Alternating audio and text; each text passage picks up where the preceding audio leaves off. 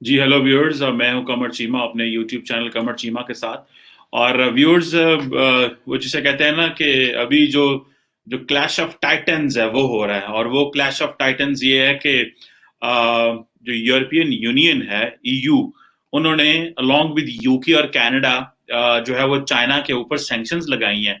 और वो sanctions basically इस बात पे लगी हैं कि जी, जो चाइनीज गवर्नमेंट है वो सिंकियांग में ह्यूमन राइट्स अब्यूजेस की वजह से जो है वो मुसलमानों के साथ अच्छा बिहेवियर नहीं कर रहे। और इस वजह से जो चाइना की जो ह्यूमन राइट्स वायलेशंस हैं और अब्यूजेस हैं, इसकी वजह से वो सैंक्शन लगा रहे हैं। अच्छा, अब यूरोपियन यूनियन ने तकरीबन 4 चाइनीज कम्युनिस्ट पार्टी के जो मेंबर हैं उनको ब्लैकलिस्ट किया है, क्योंकि वो इन्वॉल्व हैं इस तरह की अब्यूजेस में। और इसके अलावा जो यूरोपियन यूनियन है उसने ये कहा है कि जनाब 1989 के बाद ये पहली दफा हुआ है।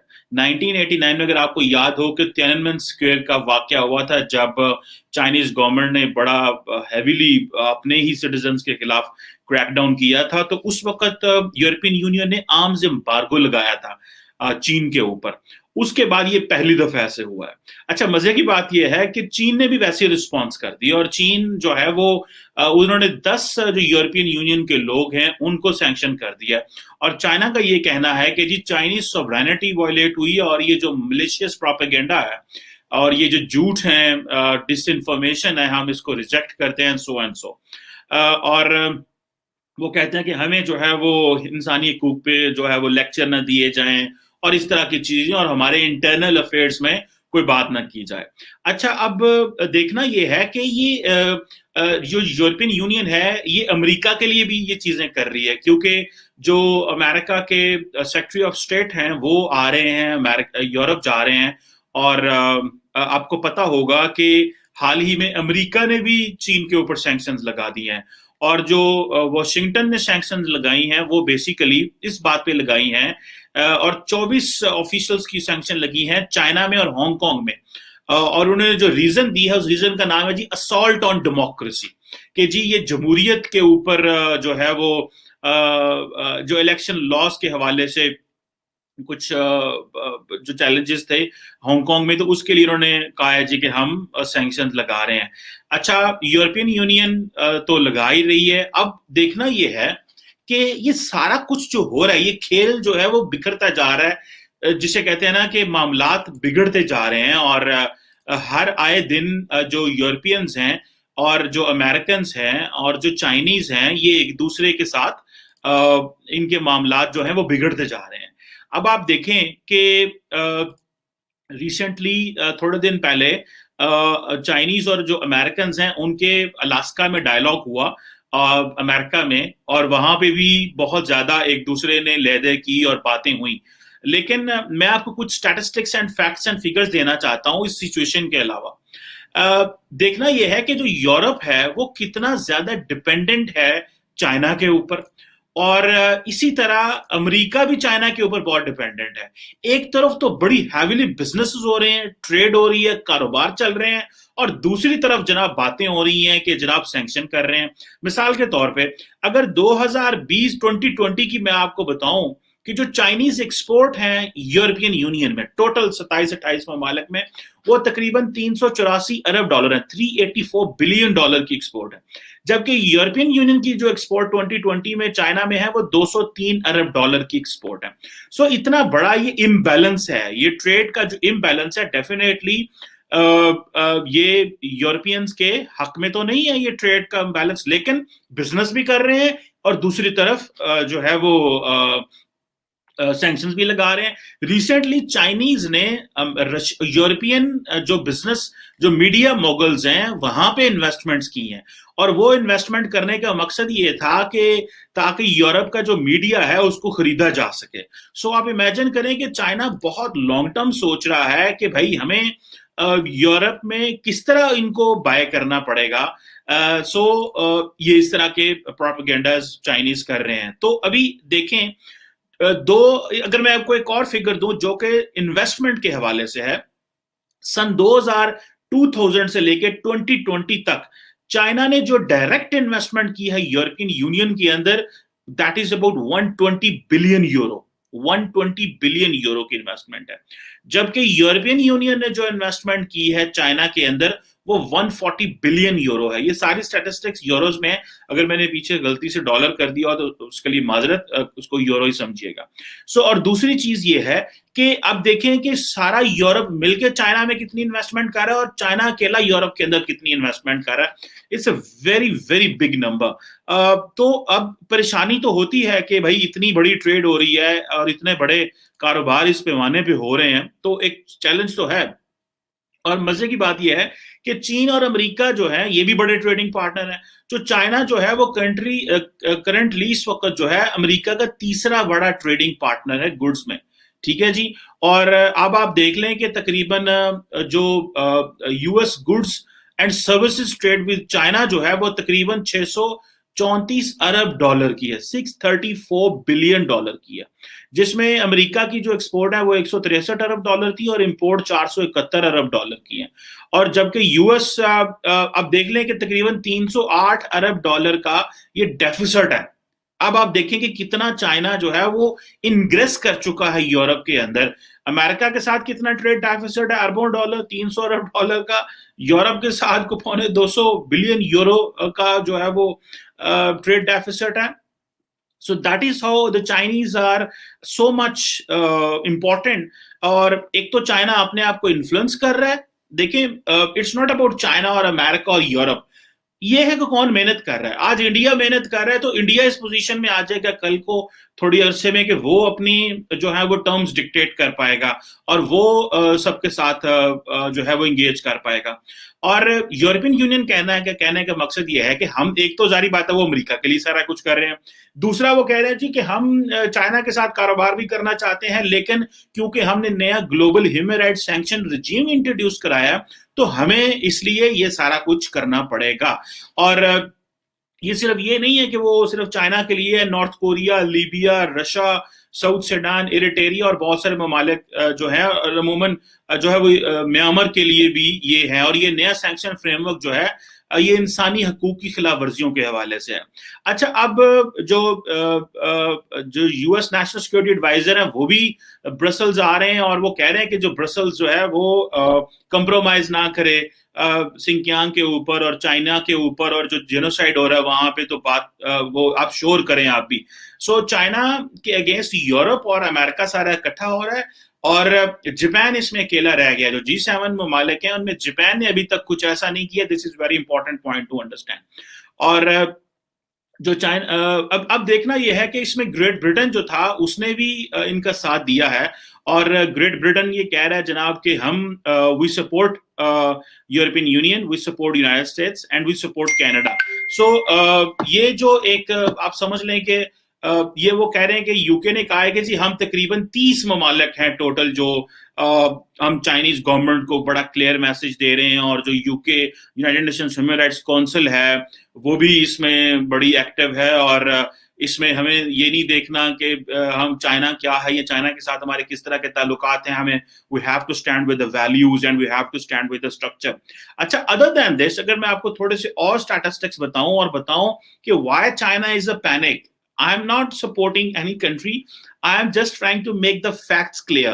सिर्फ facts clear होने चाहिए हमें ताकि दुनिया को पता चले हो क्या रहा है।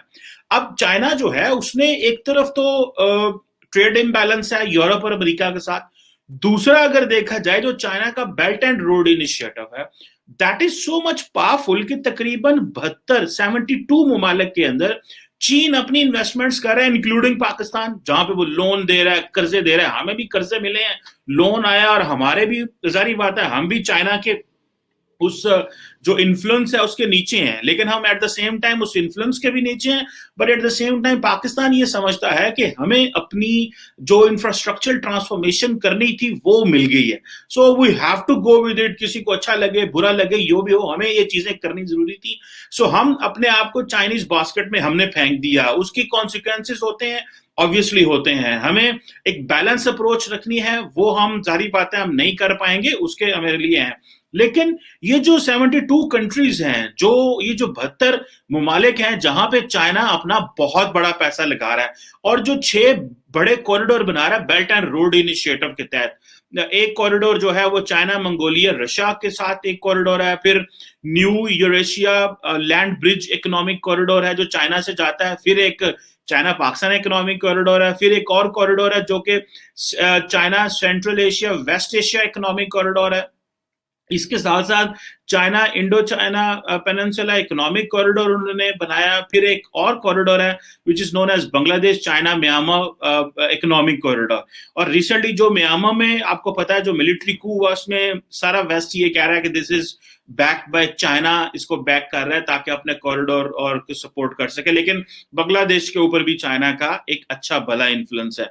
अभी जो टोटल जीडीपी है जो अंडर बीआरआई जिन ममालिक में ये कर रहा है China, that accounts to be the total 40% of the world GDP. फिर यहाँ पे जो पॉपुलेशन है तकरीबन 65% पॉपुलेशन है जो चाइनीज जो है वो जिस एरिया में ये जो बेल्ट एंड रोड इनिशिएटिव है। और दुनिया के तकरीबन 70-75% जो नॉन एनर्जी रिजर्व्स हैं वो यहाँ पे मौजूद हैं। अब जाहिर बात है ये बहुत बड़े प्रोजेक्ट्स हैं जिसमें रेलवे का प्रोजेक्ट है, रेलवे लाइंस हैं, रोड्स हैं, शिपिंग रूट्स हैं, पोर्ट्स हैं, ऑयल रिफाइनरीज हैं, इसके साथ साथ इंडस्ट्रियल पार्क्स हैं, फिर पावर प्लांट्स हैं। अब इमेजिन करिए कि चाइना एक प्रॉपरली एक अल्टरनेट दुनिया खड़ी कर रहा है अपने साथ, तो जिसकी वजह से यूरोप और अमेरिका ने ये सोचा कि इससे पहले कि बहुत ज्यादा चीजें हमारे कंट्रोल से बाहर हो जाएं, this is the moment to hit China. ये मोमेंट है कि हम चाइना को हिट करें।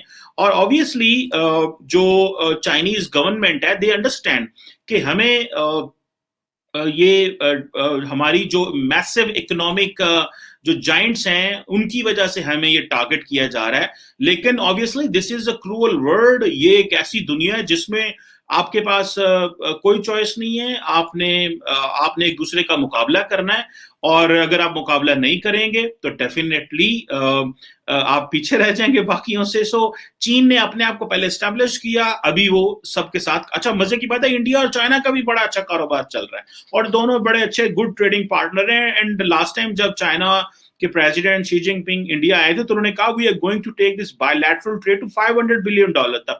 सो अराउंड $100 बिलियन तक तो वो ऑलरेडी पहुंचे हुए हैं। So this is very good. I personally believe is as long as trade is going on, as long as businesses are going on, this is something which is good, and we need to appreciate जहां पे भी कारोबार हो, और जो ममालिक जो है वो कारोबार को सपोर्ट करें, जो ममालिक कारोबार को आगे लेके चलें, हमें उनके साथ मिलना चाहिए और दुनिया में इकोनॉमिक एक्टिविटी होनी चाहिए। सो सैंक्शंस जो हैं this is for the definitely America अपना प्रेशर डालना चाहता है, काम भी करना चाहता है, कोलैबोरेट भी करना चाहता है, प्रेशर भी डालना चाहता है, लेकिन this is going to be very interesting times in coming days. And लेकिन जो छोटे ममालिक हैं, पाकिस्तान जैसे मुल्क हैं, हमारे लिए चैलेंज है कि हमें ये कहा जाएगा साइड्स लो। जब हम साइड लेंगे तो हमें फिर उसमें we will be in a huge trouble, हमारे लिए बहुत बड़ी ट्रबल हो जाएगी। और हम ऑलमोस्ट अपनी जो साइड है वो ले चुके हैं, क्योंकि हमें जो कहा गया है उसमें यही कहा गया है कि भाई आपके पास कोई ऑप्शन नहीं है, simple, this is what we believe in. और हम जो हैं वो अगर अपने आप को बैलेंस कर जाएं अगले 15-20 साल में तो it will be a great thing. So Pakistan को अगर तरक्की करनी है, पाकिस्तान को ग्लोबल मार्केट्स का हिस्सा बनना है, तो पाकिस्तान को इंडस्ट्रियली डेवलप होना होगा। अगर हम इंडस्ट्रियली डेवलप ना हुए तो आई बिलीव कि Pakistan is not going to be a market for the rest of the world. दुनिया हमें सीरियस नहीं लेगी, इंडस्ट्री जब तक नहीं चलेगी, हम जो ग्लोबल सप्लाई चेन का हिस्सा नहीं बनते, इफ हमारी डिमांड नहीं है दुनिया के अंदर, तो हमारी जो डिमांड है वो अगर सिक्योरिटी के हवाले से रहेगी कि जब भी अमेरिका को जरूरत पड़ गई, यूरोप को हमारी जरूरत पड़ गई। सो इस चीज को पाकिस्तानियों को समझ होनी चाहिए कि अमेरिका और यूरोप और जितने वेस्टर्न इंडस्ट्रियली डेवलप्ड ममालिक हैं वो पाकिस्तान को छोड़ चुके हैं। They believe that Pakistan is of no use as far as the security challenges to them are concern. उनको जितने सिक्योरिटी चैलेंज है उसमें हम वी डोंट फॉल एनीवेयर। और अगर दिस इज द थिंग तो हमें फिर we have to look at it. और चीन हमें किस हद तक हमारे इंडस्ट्रियल पार्क्स जो हैं वो उसमें फैक्ट्रियां लगाने में मदद कर सकता है, जारी बात है लिमिटेशन है, हमें खुद वो इंडस्ट्रियल पार्क चलाने पड़ेंगे, वहां पे इन्वेस्टमेंट लानी पड़ेगी, वहां पे फैक्ट्री आएगी, वहां पे जो है वो सप्लाई चेन का हम ग्लोबल का हिस्सा बनेंगे। और कोविड के बाद तो पता चला है कि हर मुल्क अपनी सप्लाई चेन डेवलप कर रहा है। India is going to be the biggest beneficiary of Covid के बाद जो ग्लोबल सप्लाई चेन है। आपको पता आईफोन 12 वहां पे बन रहा है, और सैमसंग के हवाले से पूरी दुनिया के वहां पे जो सप्लाई चेन्स आ रही हैं। So the world is looking India and Pakistan from the lens के क्या दोनों ममालिक का आइंदा मुस्तकबिल होगा। हमारा मुस्तकबिल अगर सिक्योरिटी के हवाले से होगा, this is not good. India का मुस्तकबिल अगर ये है जी कि वो वहां पे बिजनेस है, ट्रेड है, इंडस्ट्री है, मैन्युफैक्चरिंग है, तो आईटी है, तो वो फिर एक उसकी अपने पॉजिटिविटीज हैं उनके लिए। So let's hope how things go, but these sanctions are going to determine कि आइंदा आने वाले दिनों में वेस्ट और यूरोप जो है वो चाइना के साथ कारोबार भी करेगा, और जो है वो सैंक्शंस भी साथ चलेगी। So carrot and stick, but China is asserting itself. Let's see how it goes. Thank